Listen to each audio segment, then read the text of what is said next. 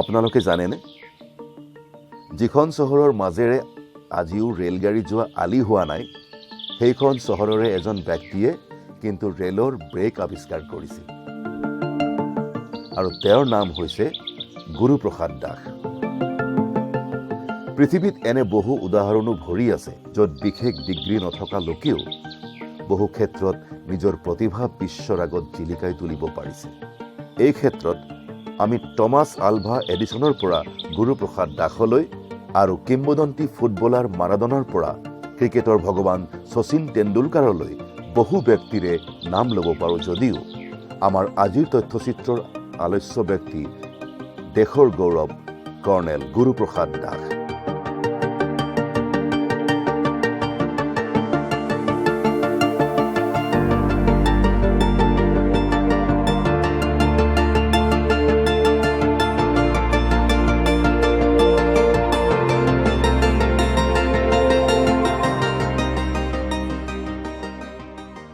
Colonel Guruprasad Das সম্বন্ধে মই জড়িত হৈছিলোঁ খুব নাটকীয়ভাৱে। 1965 চনতে উৎপাদনক্ষম কৰি তোলা নামৰূপ তাপবিদ্যুৎ কেন্দ্ৰত মই একেৰাহে 30 বছৰ ধৰি কৰ্মৰত হৈ আছিলোঁ। মোৰ কৰ্মকালৰ শেহো 6টা বছৰত মই শক্তি কেন্দ্ৰৰ অধীক্ষক হিচাপে থকা অৱস্থাতে সেই প্ৰাচীন বিদ্যুৎ কেন্দ্ৰটোৰ যন্ত্ৰপাতি কিছু সাল সলনি কৰি নতুন প্ৰযুক্তি সংযোজনেৰে বিদ্যুৎ কেন্দ্ৰটোক এটা নতুন জীৱন দান দিয়া হৈছিল। কিন্তু মানুহবোৰ সেই একেখিনিয়ে মোৰ মনলৈ আহিল যে এই মানুহবোৰকো প্ৰশিক্ষিত কৰি উজ্জীৱিত কৰি তুলি সেই বিদ্যুৎ কেন্দ্ৰটো যাতে দক্ষতাৰে চলাব পাৰে তেনেকুৱা এটা পৰিৱেশ ৰচনা কৰিব লাগিব। আমাৰ সেই আঁচনিখনতে অন্তৰ্ভুক্ত কৰা হৈছিল এটা ডাঙৰ সুসজ্জিত কনফাৰেন্স হলৰ। মনলৈ ভাৱ আহিল যে সেই কনফাৰেন্স হলটোৰ অন্তৰ্ভাগত যদি আমি সেই সময়ৰ প্ৰখ্যাত বিজ্ঞানী অভিযন্তা দেশখনৰ ৰাষ্ট্ৰপতি ডক্টৰ APJ আব্দুল কালামৰ প্ৰতিচ্ছবিখন ৰাখোঁ, আকৌ সেই ছবিখনৰ কাষতে যদি এনে এজন অসমীয়া বৰেণ্য ব্যক্তিৰ ছবি ৰাখোঁ যাৰ কৰ্মোদ্যম, নিষ্ঠা, সততা, সাহসিকতা আমাৰ সেই কৰ্মচাৰীসকলক অহৰ্নিশে প্ৰেৰণা যোগাই থাকিব, কথাটোতো ভাল হ'ব। সেই অনুসৰি আঁচনি লোৱা হ'ল। ৰাষ্ট্ৰপতি APJ আব্দুল কালামৰ ছবিখন পালোঁ, তৈলচিত্ৰও প্ৰস্তুত কৰা হ'ল। কিন্তু কোন হ'ব সেই অসমীয়া মানুহজন? ইয়াৰ সন্ধানত সেই সময়ত দুলীয়াজানৰ অইলত কৰ্মৰত বন্ধুবৰ ফণীন্দ্ৰ কুমাৰ দেৱ চৌধুৰীলৈ টেলিফোন কৰিলোঁ। তেওঁ এটা সপ্তাহ সময় লৈ পেলাই ক'লে যে খাউন ডাঙৰীয়া, অসমীয়া বিজ্ঞানী বুলি গ্ৰন্থখনত ক্ষীৰধৰ বৰুৱাই লিখিছে ট্ৰেইনৰ ৰেলগাড়ীৰ ভেকুৱাম ব্ৰেকৰ উদ্ভাৱক গুৰুপ্ৰসাদ দাস। এইজনৰ নামটো ঠিক হ'ব নেকি? মোক ক্লিক কৰি দিলে। বোলে তেনেহ'লে ফটোখন লাগিব। বোলে মই সেইবোৰ একোৱেই নাজানো, মুঠে মানুহজন যে বৰপেটাৰ সেইটো কথা কিন্তু জানো, তাৰ বিষয়ে মোৰ কোনো ধৰণৰ খবৰ বাৰ্তা মোৰ লগত নাই। বহুত কষ্ট কৰি পেলাই সেই সময় মোৰ সহকৰ্মী বন্ধু বৰপেটাৰে নাৰায়ণ দাসক কথাটো কোৱাত তেওঁ এখন সৰু পাছপোৰ্ট চাইজৰ ফটোগ্ৰাফ মোৰ হাতত তুলি দিলে। সেইখন লৈ পেলাই অইল পেইণ্টিংখন তৈয়াৰ কৰা হ'ল। দিনটো ঠিক কৰা হ'ল যে 2004 চনৰ 24 জানুৱাৰীৰ দিনা আমি সেই যিটো কনফাৰেন্স হ'ল সেইটো উদ্বোধন কৰিম। অন্তৰ্ভাগত থকা আব্দুল কালাম আৰু গুৰুপ্ৰসাদ দাসৰ তৈলচিত্ৰ উন্মোচন কৰিম। সৌজন্যসূচকভাৱে বোলো কথাটো পৰিয়ালক জনাওঁ। সেইবুলি কলকাতাত থকা তেওঁৰ বৰপুত্ৰ বাসুদেৱ দাসলৈ টেলিফোন কৰিলোঁ। কথাটো ক'বলৈহে পালোঁ, তেওঁতো ক'লে মিষ্টাৰ খাউন আপুনি কি কৰিছে এইবিলাক? মই ভয় খাই গ'লোঁ। বোলো কওকচোন। বোলে নহয়, আপোনালোকে দেউতাৰ কি তাত প্ৰতিচ্ছবি ৰাখিব নেকি? বোলো হয়। আপুনি জানেনে এইটো কিমান ডাঙৰ কাম কৰিছে আপুনি? এইটো আমাৰ দেউতাৰ এতিয়া জন্ম শতবৰ্ষ চলি আছে, কাৰো খবৰ নাই। আনকি তেওঁৰ জন্মস্থান বৰপেটাটো। কিন্তু আপুনি ইমান এটা ডাঙৰ মহৎ কাম কৰিবলৈ লৈছে, কেতিয়া কৰিব? বোলো 24 জানুৱাৰীত উন্মোচন হ'ব আৰু উদ্বোধন হ'ব। শুনক, মই মোৰ পৰিবাৰৰ সৈতে আমি তাত উপস্থিত হ'মগৈ। 24 জানুৱাৰী আহিল। সেইদিনাখনৰ আগবেলা আমি এই কনফাৰেন্স হল উদ্বোধন কৰিম, তৈলচিত্ৰ উন্মোচন কৰিম।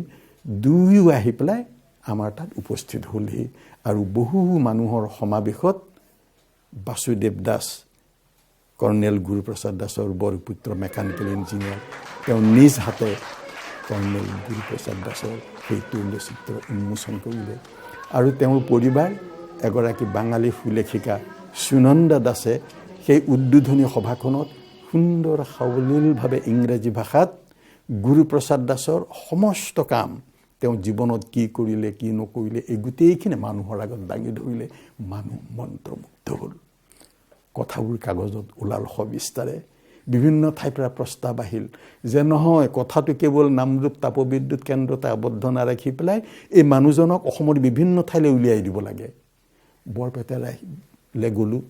তাত ৰাইজৰ লগত মিলিজুলি এখন স্মৃতি ৰক্ষা সমিতি গঠন কৰা হ'ল। আৰু সেই স্মৃতি ৰক্ষা সমিতিয়ে কৰ্ণেল গুৰুপ্ৰসাদ দাসৰ সন্দৰ্ভত, এতিয়া কথাটো হ'ল যে কৰ্ণেল গুৰুপ্ৰসাদ দাস সম্বন্ধে তেতিয়ালৈকে আমাৰ অসমৰ ৰাইজে কোনো ধৰণৰ খবৰ বাৰ্তা নাপায়, তেনেকুৱা কোনো ইনফৰমেশ্যন হাতত নাই। আমি যথেষ্ট কষ্ট কৰিলোঁ স্মৃতি ৰক্ষা সমিতিৰ ফালৰ পৰা তথ্য উদ্ধাৰ কৰিবৰ কাৰণে। আৰু আমি যিবোৰ সভা সমিতি পাতিলোঁ, আলোচনা বিলোচনা কৰিলোঁ, তাৰ এটা ফলশ্ৰুতি হ'ল যে হাইস্কুলীয়া শিক্ষাৰ পাঠ্যক্ৰম 7ম শ্ৰেণীত গুৰুপ্ৰসাদ দাসৰ সম্বন্ধে এটা পাঠ অন্তৰ্ভুক্ত কৰা হ'ল।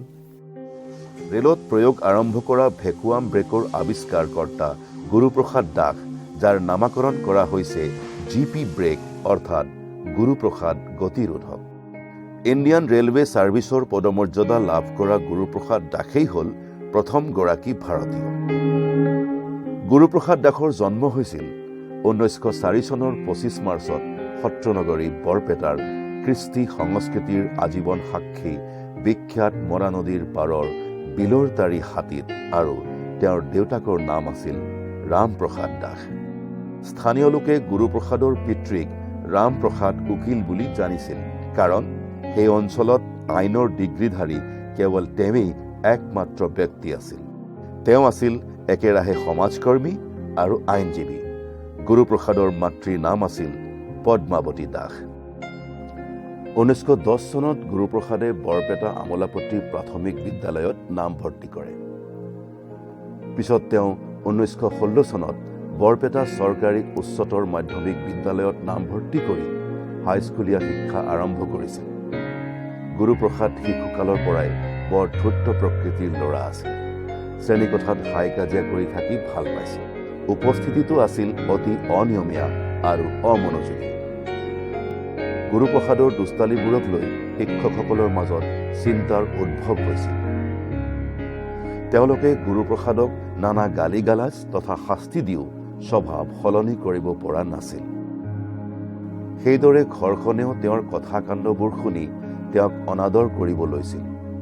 ঘৰৰ অনাদৰ, বিদ্যালয়ৰ পণ্ডিতৰ ককৰ্থনা শাস্তি আদিয়ে তেওঁক আৰু অধিক জেদী কৰি তুলিছিল আৰু তেওঁ বৰপেটা এৰাৰ কথা মনে মনে থিৰাং কৰিছিল। পঢ়াশালীলৈ যোৱাৰ সময়ত তেওঁ মৰা নদীৰ পাৰত বহি কেতিয়াবা কেতিয়াবা পথাৰে পথাৰে অনাই বনাই ঘূৰি ফুৰি সময় পাৰ কৰিছিল। বৰপেটা উচ্চতৰ মাধ্যমিক বিদ্যালয়ত পঢ়াৰ কিছু বছৰ পিছৰে পৰা তেওঁ নিয়মিতভাৱে বিদ্যালয়লৈ অহা বন্ধ ৰাখিছিল। গুৰুপ্ৰসাদ দাসৰ পিতৃপুৰুষ আৰু আমাৰ ঘৰ নিচে ওচৰা ওচৰি। এটা সময়ত চোতাল এখনেই আছিল। গুৰুপ্ৰসাদ দাসৰ পিতৃ প্ৰয়াত ৰামপ্ৰসাদ দাস। দৰাচলতে গুৰুপ্ৰসাদ দাসক কায়িকভাৱে দেখাৰ সৌভাগ্য মোৰ হোৱা নাই, তথাপিও তেখেতৰ ভাতৃ মহেন্দ্ৰ প্ৰসাদ দাসক মই ভালকৈ দেখিছোঁ, জানিছোঁ। মহেন্দ্ৰ প্ৰসাদ দাসৰ পৰা আৰু মোৰ পিতৃ প্ৰয়াত শশীমোহন দাসৰ পৰা বা আবুৰ পৰা গুৰুপ্ৰসাদ দাস সম্পৰ্কে ভালেখিনি কথা সৰুতে শুনিছিলোঁ। কথাবিলাক সাধু কথাৰে লেখীয়া, যেন কিম্বদন্তীহে। পিতৃ ৰামপ্ৰসাদ দাস এগৰাকী এই অঞ্চলৰ প্ৰখ্যাত ব্যক্তি আছিলে, সামাজিক ব্যক্তি আছিলে। তেখেত অঞ্চলটোৰ প্ৰথম LLB হিচাপত ৰামপ্ৰসাদ উকিল নামে প্ৰখ্যাত আছিলে। গুৰুপ্ৰসাদ দাস ৰামপ্ৰসাদৰ চৰিত্ৰৰ সম্পূৰ্ণ বিপৰীত আছিলে। ৰামপ্ৰসাদৰ যি সমাজদৰ্শী দিশ আছিলে, সেই দিশটোৰ বিপৰীতে গুৰুপ্ৰসাদে থিতিঙালি কৰি এই সময় পাৰ কৰিছিলে। তেখেতৰ কৈশোৰ শৈশৱ আচলতে এক উদ্ভণ্ডালি কৰি এই মৰা নদীৰ পাৰত তেতিয়া গেজেবনি মৰা হাবি আছিলে, শুনামতেদি এই হাবিত বাঘো ওলাইছিলে। গতিকে গুৰুপ্ৰসাদে কৰিছিলে কি, পঢ়া শুনাত মন কাণ নিদি হাবিৰ গছৰ তলে তলে ফল মূল বুটলি চৰাই চিৰিকটি চিকাৰ কৰি ফুৰিছিলে।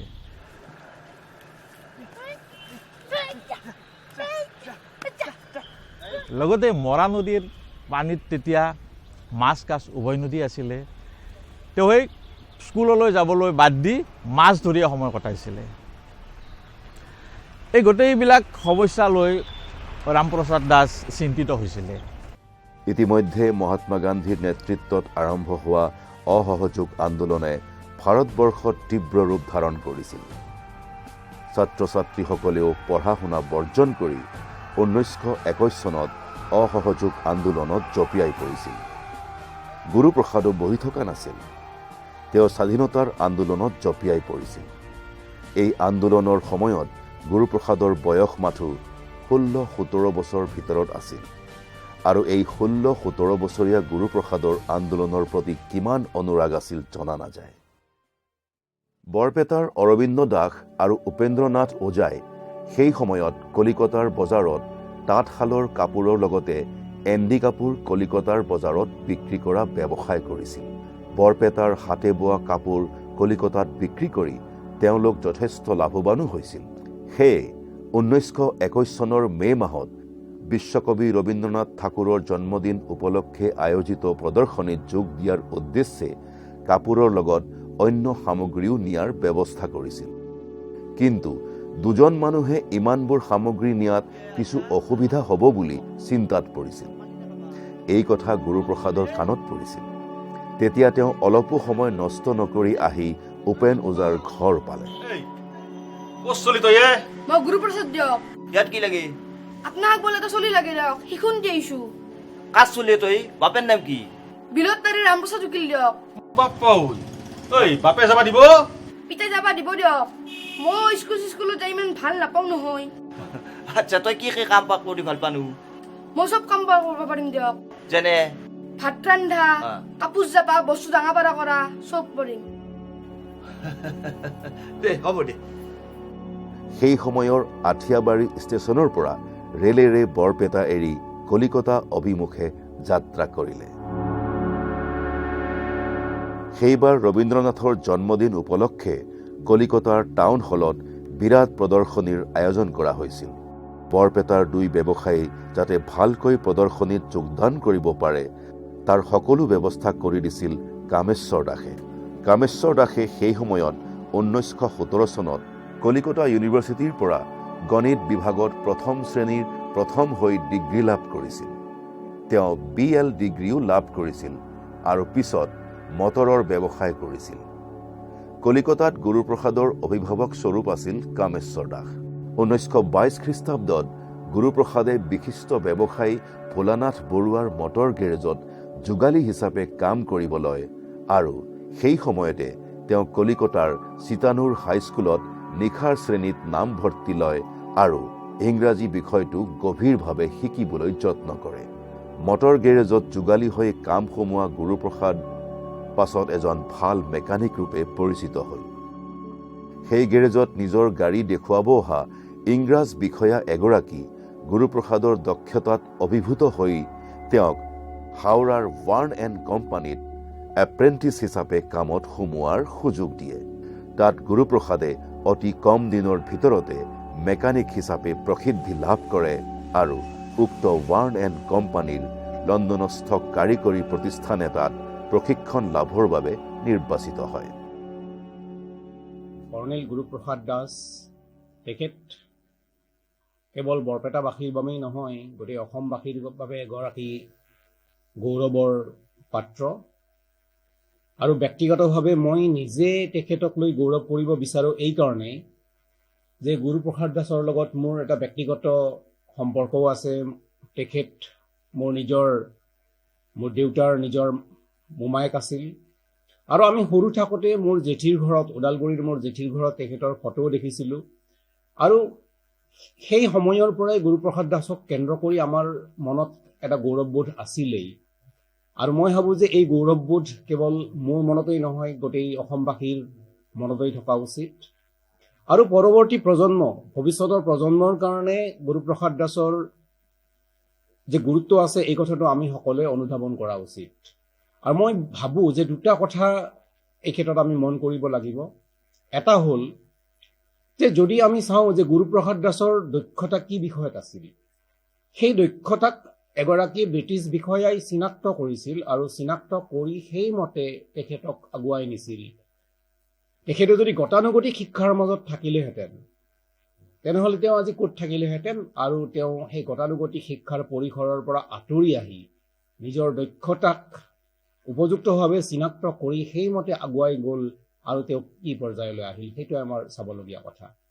আৰু দ্বিতীয় এটা কথা আমাৰ পৰৱৰ্তী প্ৰজন্মই মন কৰিব যে আজিকালি আমি বহুত সা সুবিধাৰ মাজত আছোঁ, কিন্তু গুৰুপ্ৰসাদ দাসে যেতিয়া ৰেল বিভাগত চাকৰি কৰিছিল সেই সময়ত যিকোনো নতুন কামৰ কাৰণে সা সুবিধা বৰ বেছি নাছিল।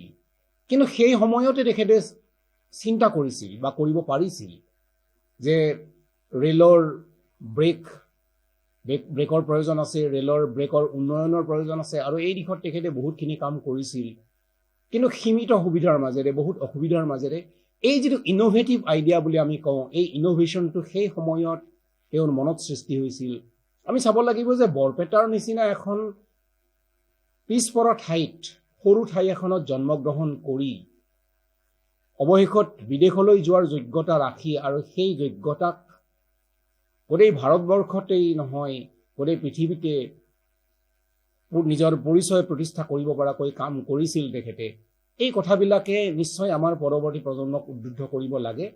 আৰু সেইকাৰণে মই ভাবোঁ যে ভৱিষ্যতৰ প্ৰজন্মৰ কাৰণে গুৰুপ্ৰসাদ দাসৰ বিষয়ে চৰ্চাৰ প্ৰয়োজন, তেখেতৰ বিষয়ে পাঠ্যপুথিত নিশ্চয় কিছু কথা থকাৰ প্ৰয়োজন আছে। ইংলণ্ডলৈ যোৱা সুবিধা পোৱাৰ পিছত গুৰুপ্ৰসাদ দাস বৰপেটালৈ আহি পিতৃৰ সহযোগত অসমৰ তেতিয়াৰ ৰাজধানী শ্বিলঙৰ পৰা 1925 চনৰ 7 আগষ্ট তাৰিখে পাছপৰ্ট সংগ্ৰহ কৰে আৰু অসমৰ তেতিয়াৰ গভৰ্ণৰ ছাৰ বেটছন বেলে গুৰুপ্ৰসাদ লণ্ডনলৈ যোৱাৰ সুবিধাৰ কথা শুনি উৎসাহিত হৈ তেওঁক এটি বৃত্তি প্ৰদান কৰে। এইদৰে জাহাজত উঠি 1925 চনৰ শেষ ভাগত লণ্ডনত গুৰুপ্ৰসাদ উপস্থিত হয় আৰু ইনষ্টিটিউট অৱ মেকানিকেল ইঞ্জিনিয়াৰিঙত প্ৰশিক্ষণ ল'ব ধৰে। অতি কম দিনৰ ভিতৰতে গুৰুপ্ৰসাদ ৰেলগাড়ীৰ বিভিন্ন কাৰিকৰী ক্ষেত্ৰত পাৰ্গত হৈ উঠে। বৰ্ণ এণ্ড কো কোম্পানীত তেওঁ যেতিয়া চাকৰি কৰে তেতিয়া তেওঁ এটা ছিষ্টেম এটা ইনভেণ্ট কৰিছিলে, এইটোৰ নাম হৈছিলে চিমলেছ কইল ব্ৰেক ছিষ্টেম। চিমলেছ কইল ব্ৰেক ছিষ্টেম আমাৰ ৰেলৱে ছিষ্টেমত আজিৰ ডেটত নাই। এইটো যেতিয়া ট্ৰেইন নতুন আৰম্ভ হৈছিলে ইণ্ডিয়াত তেতিয়া এইটো ব্ৰেকিঙৰ কাম কৰিছিলে। এইটো ভেকুৱাম ব্ৰেকিঙৰ লগত কাপল কৰি চিমলেছ কইল ব্ৰেক চলাইছিলে। এইটোৱেই নহয়, তেওঁ বইলাৰ ছেফটি ছিষ্টেম এণ্ড আৰু বহুত এনেকুৱা তেওঁৰ আছিলে ইনভেনশ্যন, যিটো ট্ৰেইন ছেফটিত আমাৰ মানে ইণ্টিগ্ৰেল ট্ৰেইন ছেফটি কম্পনেণ্টছ আছিলে। তেওঁৰ তেওঁৰ এণ্টাৰপ্ৰিনিয়ৰশ্বিপ এণ্ড ইঞ্জিনিয়াৰিং নলেজটো চাই ব্ৰিটিছ ৰেলৱে ছিষ্টেমে তেওঁক IRSৰ উপাধিটো এইটো দিছিলে, ইণ্ডিয়ান ৰেলৱে ছাৰ্ভিচ তেওঁ পাইছিলে। ইণ্ডিয়ান ৰেলৱে এৰি তেওঁ বাৰ্মা অইল কোম্পানীত গৈছে। ইয়াৰ পিছত তেওঁ ইণ্ডিয়ান আৰ্মি জইন কৰিছে এণ্ড ফাইনেলি তেওঁ ৰিটায়াৰ হ'ল এজ এ কৰ্ণেল। তো তেওঁক আমি চিনি পাওঁ আজিৰ ডেটত কৰ্ণেল গুৰুপ্ৰসাদ দাসৰ নামত। তেওঁ বৰপেটাৰ নামে নহয়, অসমৰ নামটো যে আমাৰ ৰেলৱে টেকনিকেল ৱৰ্ল্ডত এটা ষ্টাৰ হিচাপত তেওঁ উঠাই দিছিলে আমাৰ অসমৰ নামটো। তেওঁ আমাৰ অসমৰ মানে এজন গ্ৰেট পাৰ্চনেলিটি, ৰেলৱে ছিষ্টেমৰ এটা গ্ৰেট পাৰ্চনেলিটি আছিলে। সত্ৰনগৰী বৰপেটাত জন্মগ্ৰহণ কৰা গুৰুপ্ৰসাদৰ ইতিমধ্যে মন সলনি হৈছিল। নিজক প্ৰতিষ্ঠিত কৰিবলৈ তেওঁ অহপুৰুষাৰ্থ কৰি গৈছিল। তাৰ মাজতে নিৰাকাৰ নিৰঞ্জনৰ কথাও মনলৈ আহিছিল। একো নমনা গুৰুপ্ৰসাদৰ ভগৱানৰ ওপৰত বিশ্বাস লাগিছিল আৰু এই নিৰাকাৰ ভগৱান ইমান শক্তিশালী হৈও তেওঁৰ অস্তিত্ব শূন্য কিয়, এই কথা তেওঁ চিন্তা কৰিছিল আৰু এই চিন্তাই যেন গৱেষণাৰ ক্ষেত্ৰত সহায় কৰিছিল। এদিন তেওঁৰ অৱচেতন মনত খেলোৱা নিৰাকাৰ অস্তিত্বৰ কথাই যেন ব্ৰেকৰ বিষয়ে গৱেষণা কৰোঁতে সহায় কৰিছিল। এটি কঠিন বন্ধ পাত্ৰৰ ভিতৰৰ বায়ুখিনি শূন্য কৰি তাৰ পৰাই বিভিন্ন কাৰিকৰী পদ্ধতিৰে শক্তি উলিয়াই তেওঁ এবিধ নতুন ব্ৰেক পদ্ধতিৰ আৱিষ্কাৰ কৰিলে। Transmission system of vacuum brake. এই ব্ৰেকৰ বিষয়ে গৱেষণা কৰোঁতে দাসৰ সময় লাগিছিল 5 বছৰ কাল, যোৱা 1926 চনৰ পৰা 1930 চনলৈ। গুৰুপ্ৰসাদৰ অভিনৱ ব্ৰেকৰ যোগেদি ৱাৰ্ণ এণ্ড কোম্পানীয়ে বিশ্বৰ ৰেল জগতলৈ বিশেষ অৰিহণা যোগালে আৰু ইংৰাজ চৰকাৰে দাসৰ প্ৰশংসাত পঞ্চমুখ হৈ তেতিয়া সকলো ৰেলতে এই ব্ৰেকৰ ব্যৱহাৰ বাধ্যতামূলক কৰি এই ভেকুৱাম ব্ৰেকৰ নাম ৰাখিলে GP ব্ৰেক, অৰ্থাৎ গুৰুপ্ৰসাদ ব্ৰেক। 1931 চনত লণ্ডনৰ পৰা উভতি গুৰুপ্ৰসাদে আহি ভাৰতীয় ৰেল বিভাগৰ মুম্বাইস্থ কাৰ্যালয়ত বিষয়া হিচাপে কাম কৰে। তাৰ পিছত ব্ৰিটিছ আমেৰিকা চৰকাৰৰ যুটীয়া আমন্ত্ৰণত নৌসেনা বিভাগত কেইবামাহো আমেৰিকাত থাকি পুনৰ ভাৰতীয় ৰেলৰ কলিকতাস্থ কাৰ্যালয়ত যোগদান কৰে আৰু তেতিয়াৰে পৰা কলিকতা তেওঁৰ বাসস্থান হৈ পৰে। 1932 চনৰ 20 ফেব্ৰুৱাৰীত কলিকতাৰ কমিশনাৰ SK ৰাহাৰ কন্যা চঞ্চলা ৰাহাক বিয়া কৰাই সংসাৰী হয়। 1933 চনত তেওঁ ৰেল বিভাগৰ চাকৰি এৰি বাৰ্মা তেল কোম্পানীৰ পৰিচালক হিচাপে যোগদান কৰে আৰু তাৰ পিছত তেওঁ কলিকতা পৌৰ নিগমত কাৰ্য ব্যৱস্থাপক হিচাপে যোগ দিয়ে। গুৰুপ্ৰসাদ দাস বিজ্ঞান আৰু প্ৰযুক্তিবিদ্যাৰ উন্নয়নৰ ক্ষেত্ৰখনত এটা অত্যন্ত চিনাকি আৰু গৌৰৱৰ নাম। আৰু ভাল লগা কথাটো এয়ে যে তেওঁ বৰপেটাৰ এগৰাকী সুযোগ্য সন্তান। আমি জিলা সংগ্ৰহালয় বৰপেটাই আমাৰ এটা ক্ষুদ্ৰ প্ৰয়াস, আমি তেওঁৰ কিছু পাৰ্চনেল বিলংগিংছ, তেওঁৰ কিছু ব্যক্তিগত সম্পত্তি আমি সংৰক্ষণৰ ব্যৱস্থা কৰিছোঁ। প্ৰায় 20ৰো অধিক তেওঁৰ পাৰ্চনেল কিছুমান লেটাৰ্ছ আছে, ফটোগ্ৰাফছ আছে, তাৰপিছতে তেওঁৰ বীমা পত্ৰ আছে, পাছপোৰ্ট আছে, চাৰ্টিফিকেটছ আছে। সেইখিনিক আৰ্কাইভছ কৰিবলৈ যত্ন কৰা হৈছে, সেইখিনিক প্ৰিজাৰ্ভ কৰি ৰখা হৈছে। গতিকে এইটো আমাৰ এটা এপিল যে কেৱল বৰপেটাৰ মানুহেই নহয়, অসমৰ বিভিন্ন মানুহে আহি এইখিনি ইয়াত চাব পাৰে। খুব ভালকৈ ৰখা হৈছে আৰু মই ভাবোঁ তেওঁক বুজিবৰ বাবে, তেওঁক জানিবৰ বাবে, তেওঁৰ জীৱনটোক অধ্যয়ন কৰিবৰ বাবে এই সম্পত্তিখিনি খুব গুৰুত্বপূৰ্ণ সমল। 1939 চনত দ্বিতীয় বিশ্বযুদ্ধ আৰম্ভ হোৱাত তেওঁ পৌৰ নিগমৰ চাকৰি ত্যাগ কৰে আৰু কানপুৰত ভাৰত চৰকাৰৰ অস্ত্ৰ শস্ত্ৰৰ কাৰখানাৰ পৰিচালক হিচাপে কাম আৰম্ভ কৰে। এইখিনি সময়তে তেওঁ লণ্ডনলৈ গৈ তেওঁৰ আৱিষ্কাৰ GP ব্ৰেকৰ কিছু সাল সলনি কৰি আধুনিক ৰূপ দিয়ে। ভাৰতৰ সামৰিক বিভাগত থাকোঁতেই তেওঁ কেইবাটাও উপাধি লাভ কৰে আৰু শেষত কৰ্ণেল উপাধি লাভ কৰি অৱসৰ গ্ৰহণ কৰে। অৱসৰৰ পিছত তেওঁ কলিকতাৰ কেইবাটাও কোম্পানীত কাম কৰাৰ উপৰিও অসমৰ তেতিয়াৰ মুখ্যমন্ত্ৰী বিমলা প্ৰসাদ চলিহাৰ অনুৰোধত অসমৰ ASIDC, AIDC আদি উদ্যোগ নিগম আৰু অসম পেট্ৰকেমিকেলছ লিমিটেডৰ অধ্যক্ষ হিচাপে কাৰ্যনিৰ্বাহ কৰিছিল।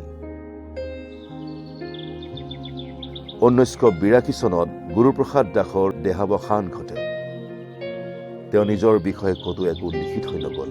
তেওঁ মানুহজন সম্পূৰ্ণ প্ৰচাৰ বিমুখ আছিল।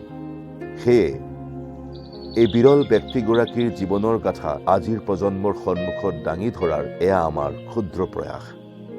কৰ্মৰেহে জীৱন জোখা হয় আৰু তাৰ পৰাই আহে অমৰত্ব প্ৰাপ্তি।